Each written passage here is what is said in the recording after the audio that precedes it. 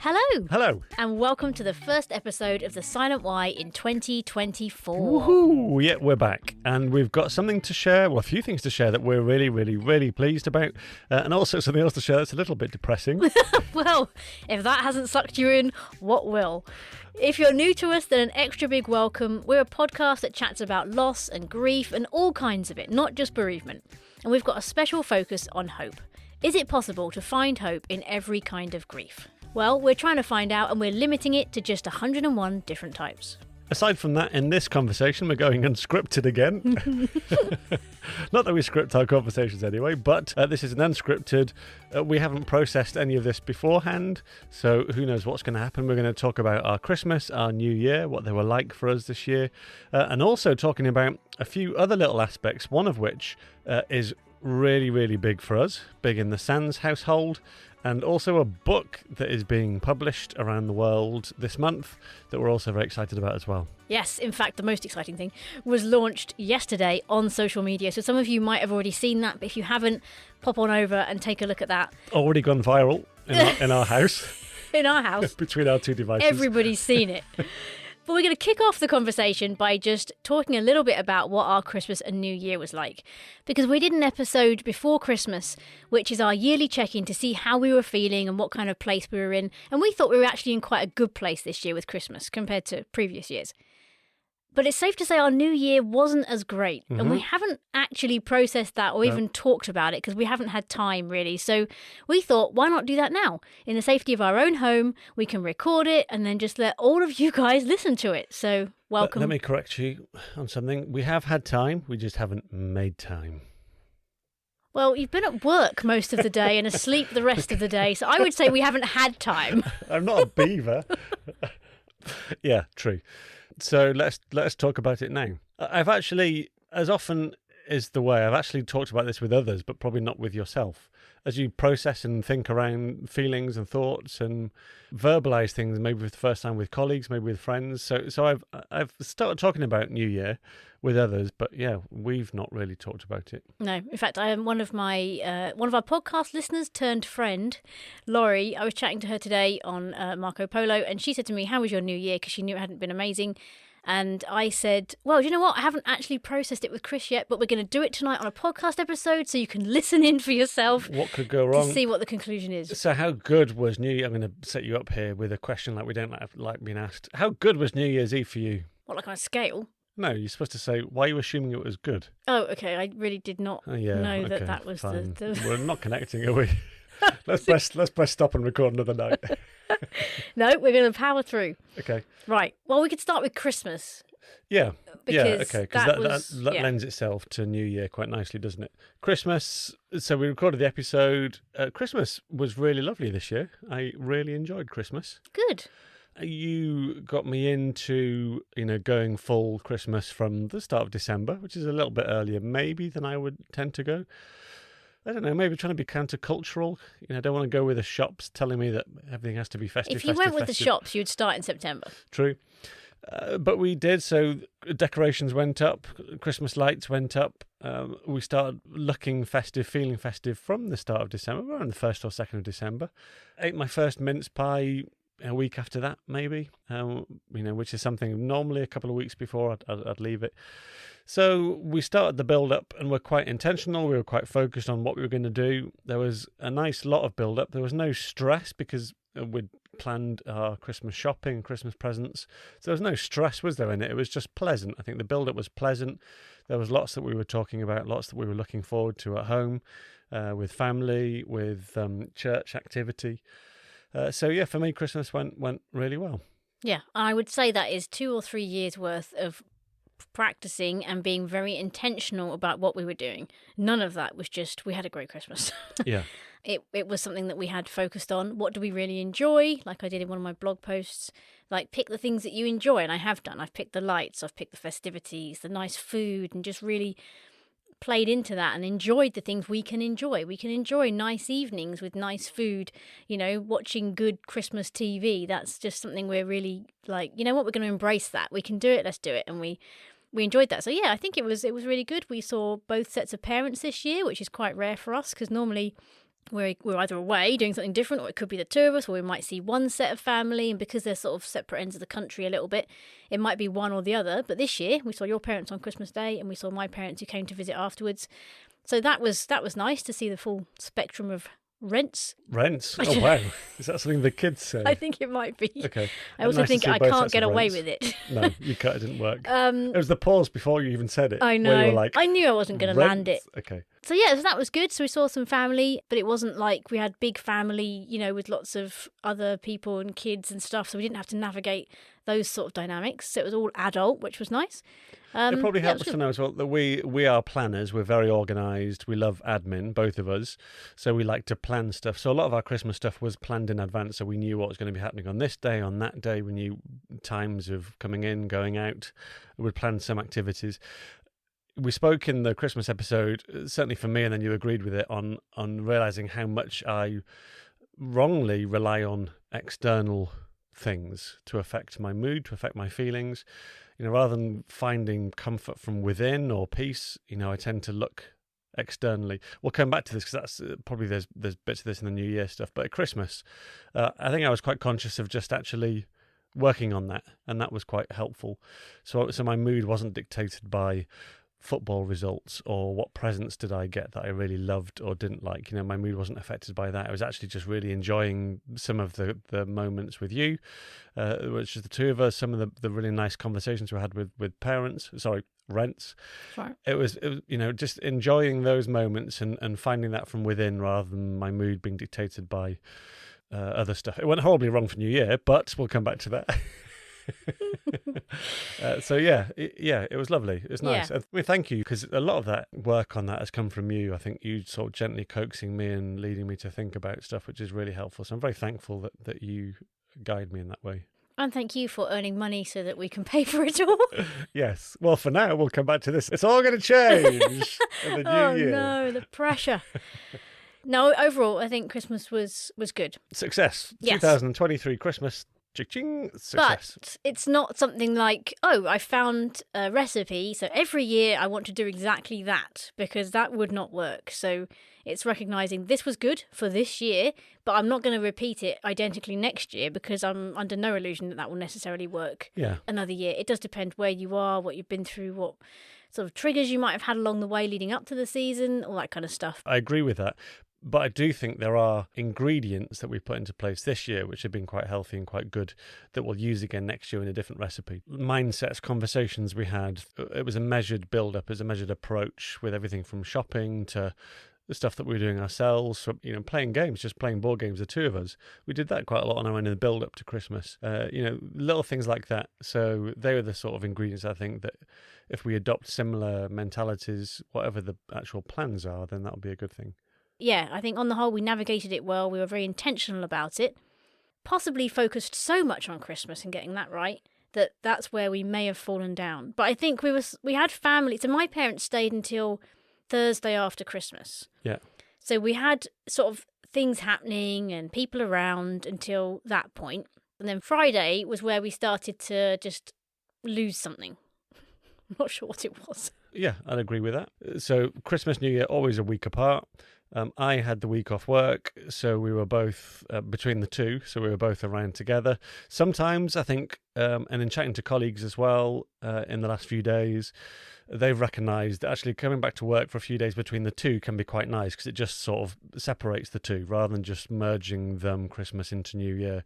Doing a couple of days of work then just helps you reset so you can then build back up again for whatever your plans are for New Year's Eve. It doesn't need to be big plans, I'm not talking about big sort of extrovert social gatherings, but however you're choosing to have another bank holiday weekend here in the UK, more time off work, join in with everyone around you celebrating and sending messages of goodwill and happiness and blah, blah, blah.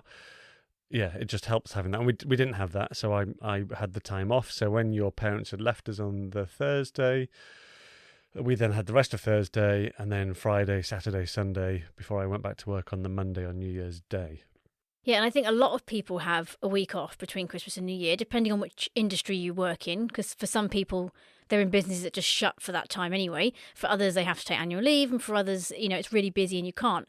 And I've always thought it would be nice to have all that time off because we've never really done it. So leading up to this, in both our working lives, we've been in offices and things that open in between Christmas and New Year.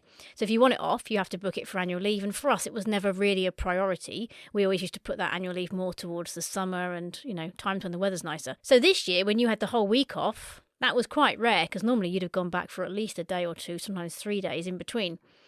So I thought, oh, this is great because we haven't done this before. But I think you're right. Looking back, it did merge the two into one another. And there wasn't that sort of go back into a bit of normality and then come out again for another cool weekend. And the few people I've seen around here since New Year have sort of said, I'm looking forward to getting back into the normal routine. It's been a long time and the kids are still off school right up until the Friday after New Year for us locally here. And that's a long week for a lot of people to have to keep looking after kids as well. And the weather's rubbish. So I think a lot of people are looking forward to getting back to routine. So maybe having a bit of that routine in between does make it less of a long kind of haul.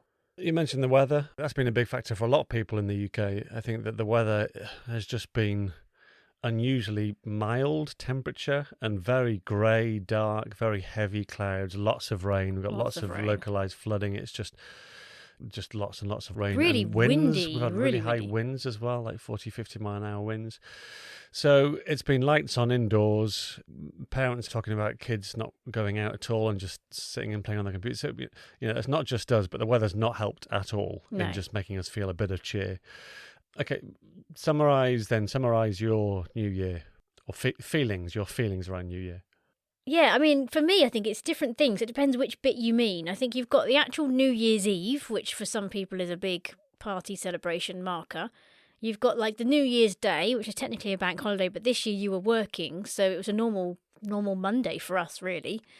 And then you've got the whole kind of, the concept of being in a whole new year. And I think they're all quite different for me. This year, I'd say New Year's Eve, we desperately wanted to try and make it feel a bit more special, or just feel a bit special, like we normally do. We've made homemade pizzas before, we've played games or watched a special film, or, we used to have friends over in the old days and all that kind of stuff. And we wanted to do something similar with the two of us, make it special, watch a certain film, do something with it, make some food. But neither of us could really get any of the impetus towards doing that. We were just very flat, very sort of depressed, really, but neither knew why. And the whole thing just came and we watched the fireworks at midnight because I was determined not to be such a curmudgeon that we just go to bed at, 11:30. I could just see that happening. I'd be lying in bed watching the New Year there ticking. There are plenty of people that go to bed before midnight. They're not curmudgeons.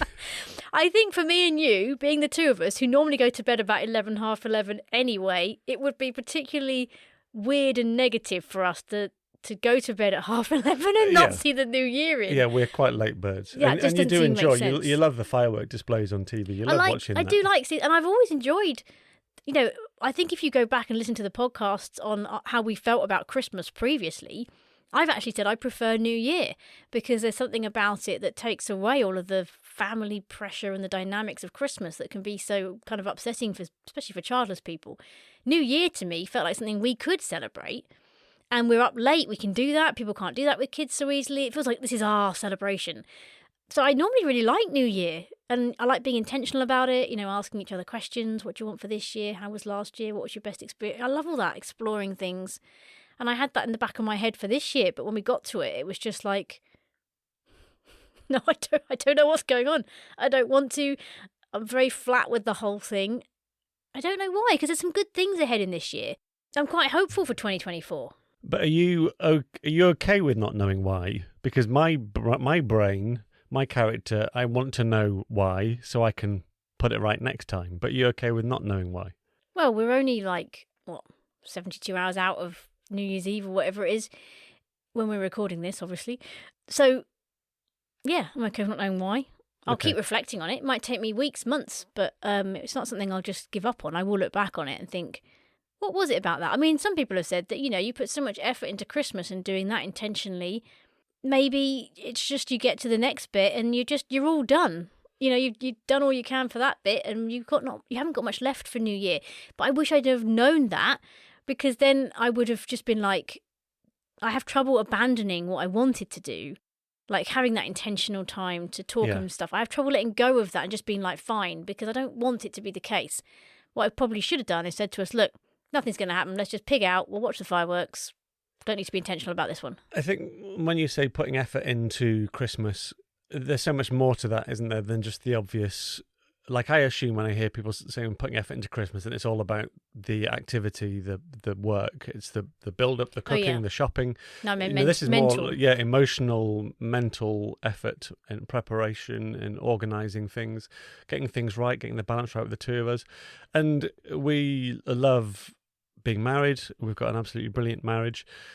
We know when we're connected, we know when we're disconnected, and we know when we're disconnected we need to get reconnected again. I think this is a bit of an exaggeration, but it felt a little bit like the plug was pulled and our connection suddenly was severed when it was just the two of us again after your parents had left. We fell out over board. I got a bit snippy around. What's that smug nod with your eyes closed? Yeah. I think that's a fair assumption. We recovered quite quickly from that fallout because it wasn't pleasant. I wasn't in the mood at all to play a game, but you thought, no, let's push through, let's play a game, and then... I'd like to point out, you told me you weren't in the mood after I set it up and read you all the rules as if we were going to play it. We don't need to go into the details, it's not relevant now, but it was just one example of a number where we had just disconnected in our marriage, and a lot of the time in the build-up to Christmas was working against that, so we'd stay connected, we'd be together, we'd be in agreement, we'd be a team. I know that's really important to you, so I make an effort to try and meet you in that and say, yeah, we do these things as a team, from everything from decorating the Christmas tree to making mince pies, board games. We do it as a team and we enjoy that. We operate really well out of that. But I think just when it was the two of us, everything was over, Christmas-wise, everything was in the past, and suddenly it just felt really tough. And actually, I was quite teary at times. I don't know whether you noticed or not, but at times that we'd be watching stuff or praying together, New Year's Eve when we were singing, I really choked up at times. That's quite unusual for me. And that wasn't, that was out just of a place of flatness, of just really feeling like hope was severely down on what it was over Christmas time. Again, you say, I don't know why. I think I know why. I think if I could do it again, I'd have planned some things for us to do, some activities. It's interesting you say you felt disconnected from me, because I didn't feel that between us at all. I just felt like overall we were struggling with it for some reason, but I felt like we were quite together in that. So I didn't feel disconnected from you so much. I mean, apart from when you got really angry about the board game. But on the whole, I felt like that wasn't it so much. And I had things intentionally planned in my head. So there was many stuff I could have done and put in place.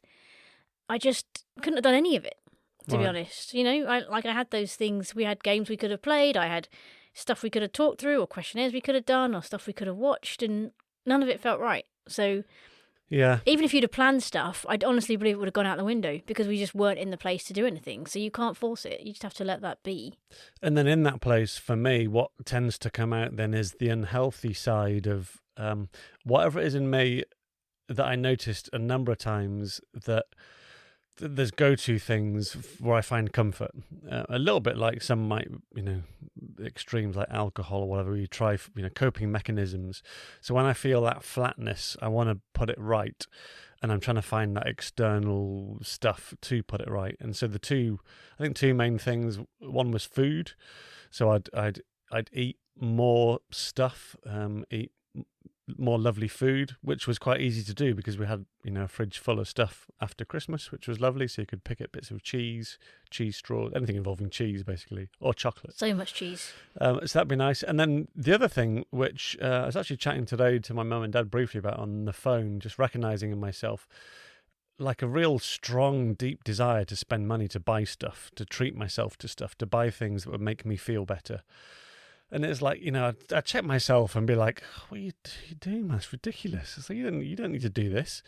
But I get, if I'm buying something for myself, I don't spend, I'm very sensible in a way, because I won't just buy something. I'll do a lot of research.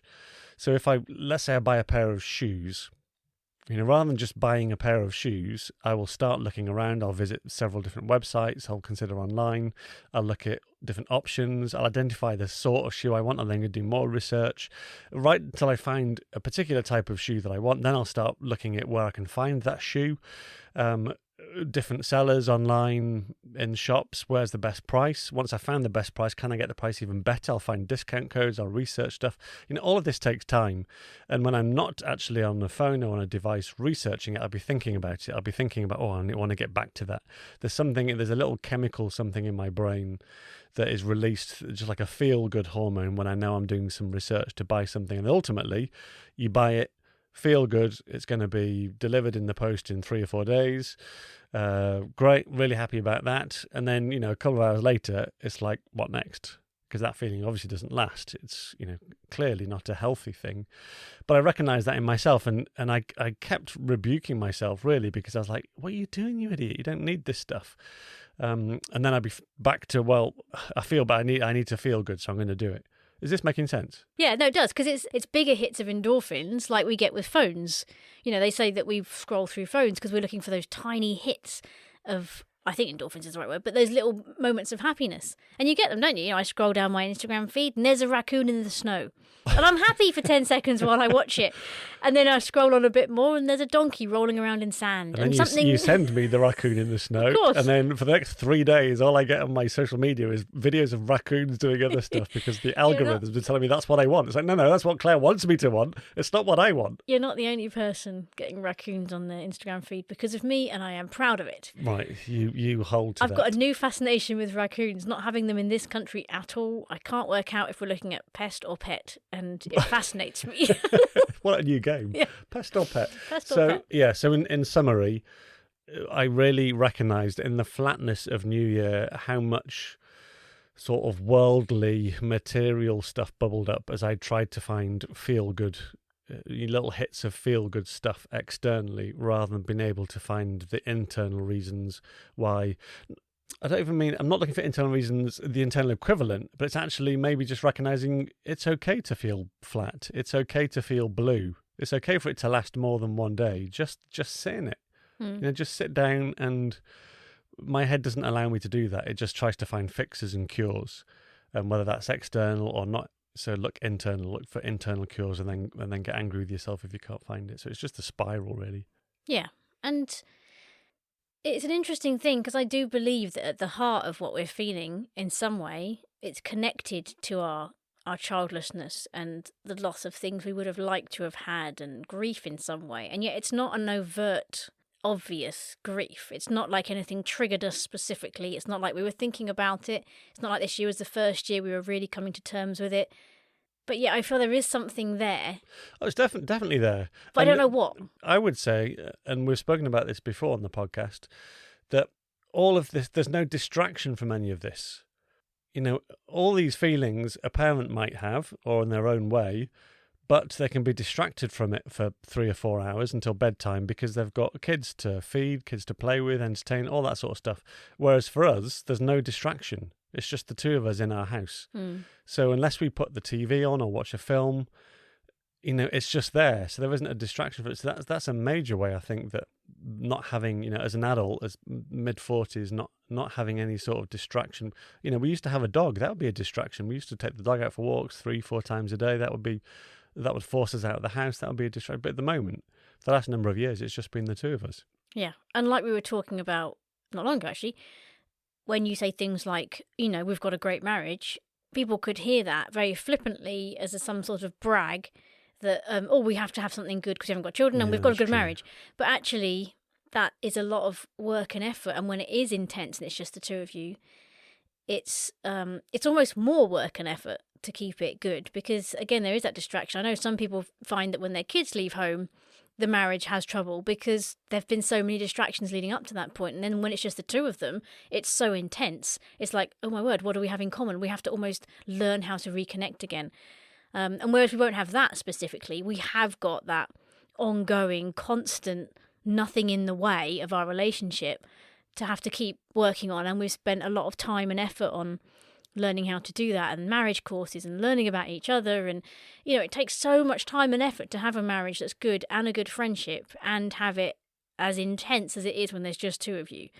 So it is something we've worked really hard on, but I think this is a really good example of how there's still times when we don't know what to do with it. And just because we have a child-free New Year's Eve with we could do anything we wanted to. Just because we have that blank canvas there, a lot of people would think that was something really special and amazing and they wish they had that. But actually, it's not the same as coming out of a busy week or a busy life to have that for a bit and then go back to it. When that is your whole life, it's very different. I think maybe part of it was that New Year's Eve for us was the same as Saturday night and Friday night and the previous Friday night and the previous Saturday night and every other Saturday, Friday, Thursday, Wednesday night, the whole rest of the year. So to try and make that special and tell yourself, this is a new year. We're going into a new year. This is a big deal. Or I want it to be a big deal because I do feel like for me it is a big deal. To try and make that happen when the night looks no different from any other night of the year is difficult without injecting into it money, loads of people, parties, going out. And that's not really who we are at the moment. I don't know if I've ever been that person. I like the idea of being that person, but in the reality is I'm not. And when you don't have that sort of thing to throw around, what do you do? I mean, I'm definitely the extrovert and the people and the noise and that. But I think without going to the extrovert place, I really like creating events. So I like if I drink a very nice beer, because that's like a hobby of mine, I like a really nice event beer. So if I have one beer on an evening, I want it to be a beer that's memorable, that's had some sort of story behind it, that's something I can then talk about with others. It's an event. So even if it's just having a drink, I like to make an event. But there wasn't anything about, I think, New Year's Eve that created an evening, an event, something of memory of that evening other than it was New Year's Eve. And that I find that's what I struggle with. Yeah, and yet there's nothing wrong with not doing anything for New Year's Eve. I'm so conscious of because of the podcast. I'm so conscious of New Year and Christmas and people who are sat on their own. And it's heartbreaking to me that anyone sits alone and doesn't want that to be the case. Some people will sit alone and they're very happy for that to be the case, but there will be some that are sat alone and really struggling with it. And so I think I have that pressure on me as well to try and make the most and enjoy what I have, because I know that other people don't have someone else to spend it with, even if it's just one other person. So many people would like that. So you've also got that pressure in the background trying to force you to enjoy it and do something. And you can't force it if it's not there, really. Well, you can try, but I think that's how you end up falling out in a bigger scale. If only there was a little sort of soft crocheted companion that you could have with you in those moments, when words are difficult to come by. If only there was something that I could gift you. Look no further. I'm looking. I have exactly what you need.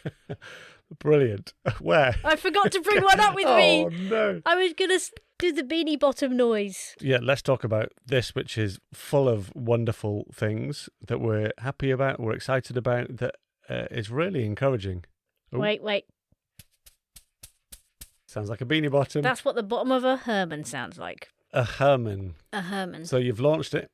I have, The project, the Herman Company? I have finally. I've been working on this I haven't worked it out exactly, but it's many months now. Yes, I wanted to create something that I could sell through the podcast, partly because I've always liked the idea of selling a product. My background was all marketing stuff. I like the idea of having something, marketing it myself, branding it, selling it. I love that idea. So that was sort of there. I could do with earning some more money through the podcast if this is going to be a long-term thing that I'd like to do, to also do writing. So it kind of fed into that as well. But my main thing was, we ask all our guests, what is your Herman? And it's lovely having those words that we can pass on to other people in their grief. This is what I've learned from my grief. I want to pass it on to other people. And that's their Herman. I love that idea. But I sort of started thinking, well, what if we could physically give something instead of just words? What if we could actually give people actual Hermans that could be with them in their grief, in their sadness, in their loss, their frustration, their anxiety, their hospital treatments, whatever it is they're going through, they're struggling with? What if we could give them something that would stay with them, especially when we can't be there for them? And when, a lot of grief is a very private affair. You want to do it on your own, or, the real grieving is often done at times when there's nobody else around, not even out of choice. It's just how it happens. So what if we could gift people something that we knew would be with them in those moments? So that's when I came up with the idea of making something through crochet, because that was a new skill I'd picked up. And we went through a lot of different shapes and sizes, but we came up with the final Herman, which was launched on social media yesterday. And last week, I sent an email out telling my Buy Me a Coffee monthly supporters first, because bless them, they're the ones that have paid for this to happen. The leftover money after the podcast fees is what I've put together as a seed fund to launch Herman. So I sent them an email and a message and a video just thanking them for that. And then I told people on the newsletter a little while after that. And then yesterday he went out on social media and he's now available for pre-order on the website. So he's out there to see on social media. Describe for us now what Herman looks like. Okay, so someone described him as tear-shaped, which I think is a nice kind of shape. He's a blob. He's sort of a blobby shape. I think tear-shaped is a bit more romantic. Okay, he's tear-shaped. He's made of 100% cotton yarn, and he's stuffed with toy filling, and he's got a beanie bottom. He fits in the palm of your hand, and I worked hard on making him so that he wasn't... I mean, I'm calling him because it's Herman, and I feel like to me it's a him. But he's sort of not got a gender to look at him. You wouldn't... It's not obviously... Nobody wants to crochet a gender. He's not got any obvious, gender associated with him. But he's also got... I worked hard on the face. I wanted him to look like he was comforting, but not this big smile, which is not really what you want in grief, but equally not something that's really depressing. So I think I've got the face right, and I wanted it to be not too happy, not too sad, but when you look at him, there's this sort of... There's hope in his safety eyes, I think. Wow, you're giving away all the technical details here. Yes, a little character companion, crochets, very soft. He's very soft. Fits in the palm perfectly. Yeah. And it's a lovely shade of blue. He is, yes. I did some testing with different people asking, which of these colours do you like? Calming colours, greens and blues and pastels, and this was the one that came up top. But it's perfect, really, because ever since then I've just thought, well, people thought he was tear-shaped, which works well with the blue. But also, we all feel blue every now and then, and it's like he understands that, so works. Flowers are quite often the traditional go-to if somebody is celebrating, if somebody's grieving, if somebody's in a bad place, get them a bunch of flowers. And flowers are colourful. Flowers are lovely and they brighten the room and are often associated with that. This is something that will last, Herman will last a lot longer than a bunch of flowers.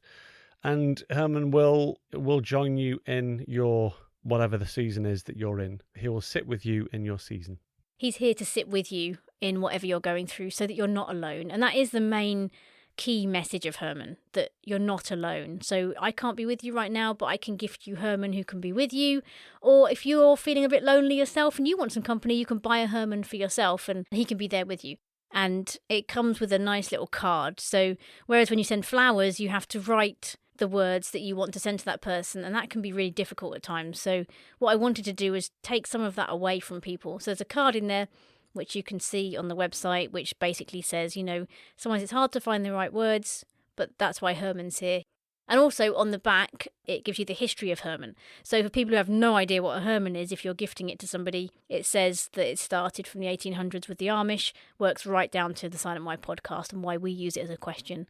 And that's how they came about. There's also a link to take you to the website, a QR code, which gives the person that you're giving it to loads more information on what a Herman is and how to look after him. So there's a lot there. I've tried to make it a full package for people who want to gift something. So to see Herman, read Herman, meet him online, where should we go? Yep, so you can go to thehermancompany.com. Easy. Or thesilentwhy.com/Herman, which was the other link we used to give out for Herman information. They both go to the same place. Okay, that's nice and easy. And so for you personally, Herman is there now, launched for the whole wild world. The wild world. To see. How does that feel? Yeah, it's a little nerve-wracking because I haven't ever done this before. So things like selling things on a website has been a very scary tech learning curve. But on the whole, it's very exciting. I love the idea of these little creatures that we've had around our house because I've been making them for a while, actually going out and sitting with people. And I've already gifted 2 or 3 of them to people I know, sort of as test cases when they've gone through something. And some of them have sent me photos of their Herman in different places in their house or on their dressing table, and just been really grateful. And the idea of that happening and them going far and wide and finding their own little places and people feeling comforted by these is lovely because, I hand make each of them with a lot of care. And when I'm making them, I often think, I wonder where you're going to end up. I wonder who you're going to help. So it will be lovely to start getting them out in the post and sending them here, there and everywhere. So yeah, I'm hopeful that people will be excited by them and, will want to try them, because I recognise it's a brave thing to send.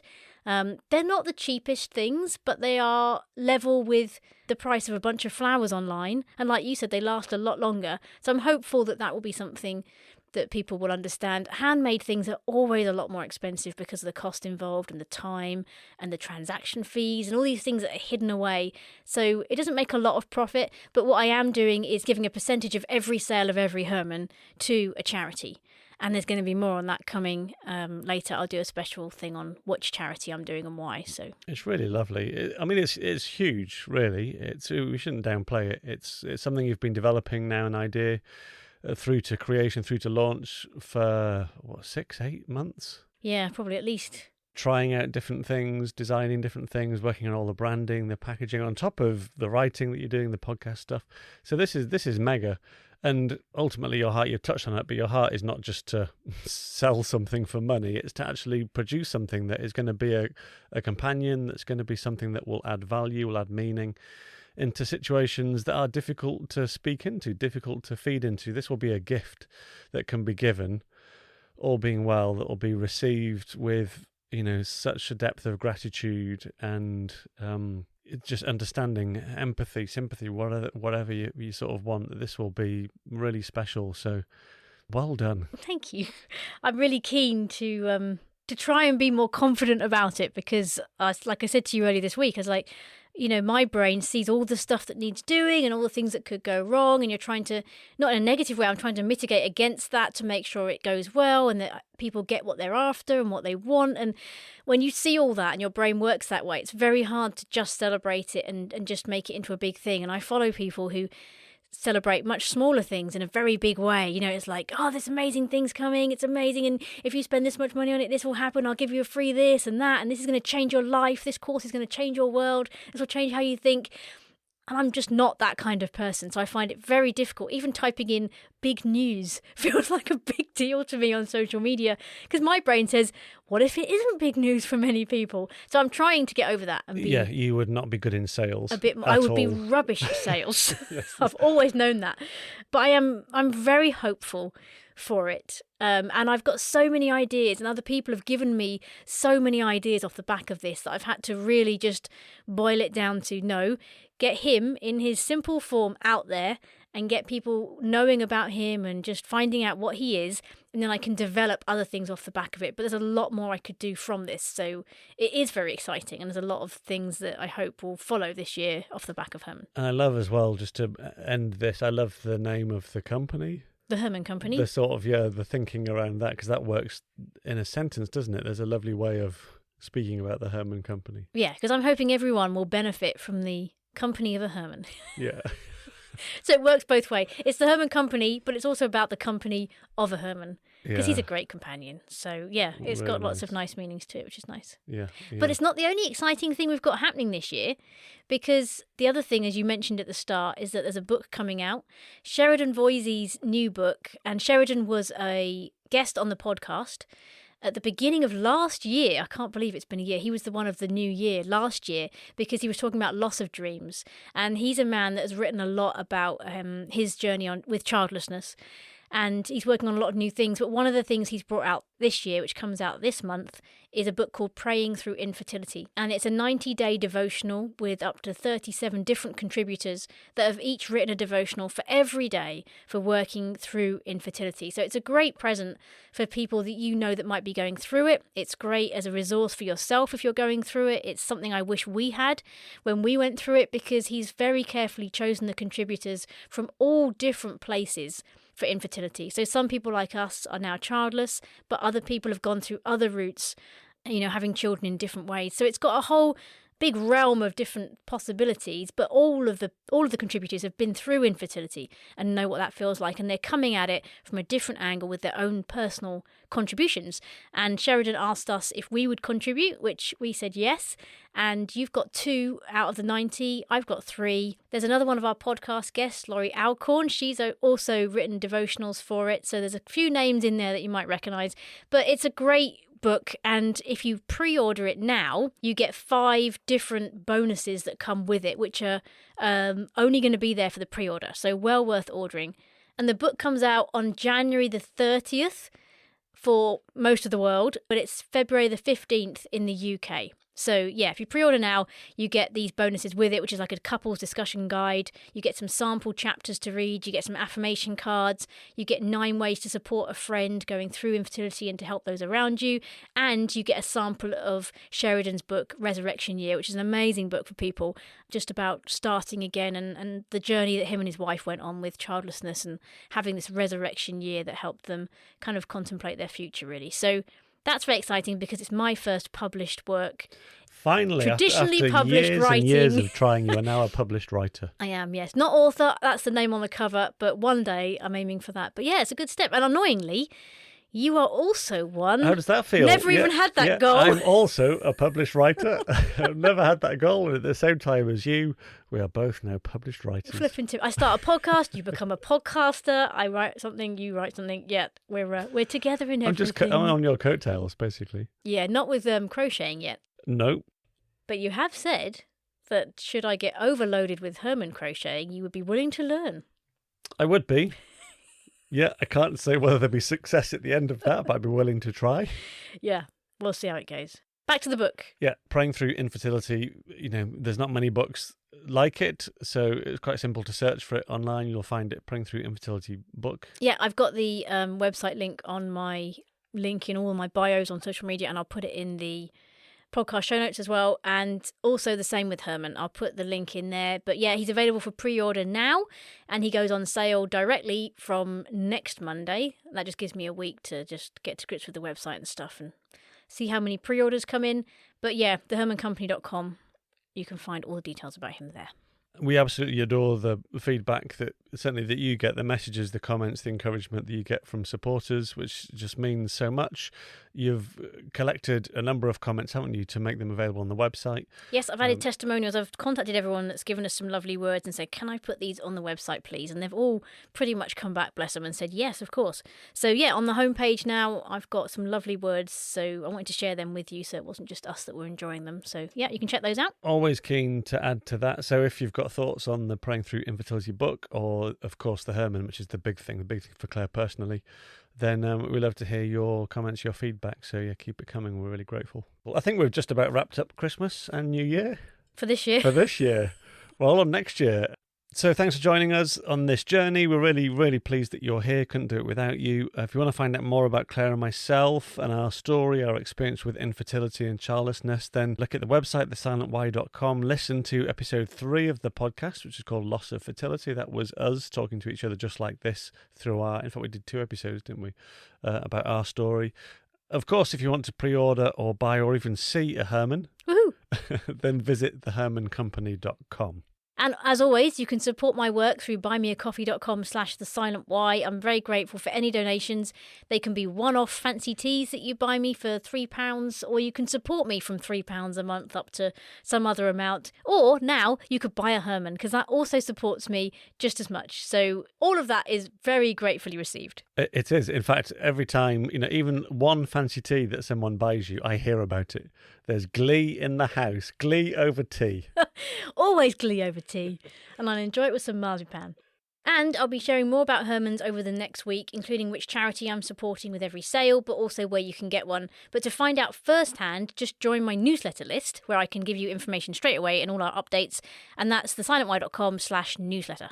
We're going to finish this episode with a quote. Actually, it's more than a quote. Normally we finish with a quote, but this is a poem written by Donna Ashworth. I think it's a poem. Is it a poem? Or an excerpt? I'm not sure. An excerpt. Donna Ashworth's book, Wild Hope. She posted it on Instagram recently, and Claire saw it and really took to it because it's so similar to a Herman. And so you used it in the newsletter that you sent out last week on the launch of the Herman, and we want to share it here too. So, as Claire's reading it out, you could almost replace the word hope with Herman. Don't lose hope. Put hope in a safe place. Not a super safe place.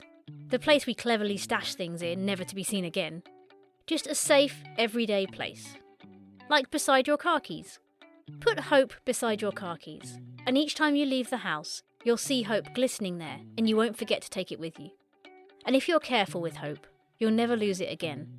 You'll never experience that numb, hapless cloud that descends upon your life with its soul-sucking, vacuous apathy. Without your car keys, you're going nowhere. It's the same with hope. Hope is the engine, the steering wheel, the power in your life. Keep it safe. Don't lose hope. Keep it with your keys. You need it more than you may know.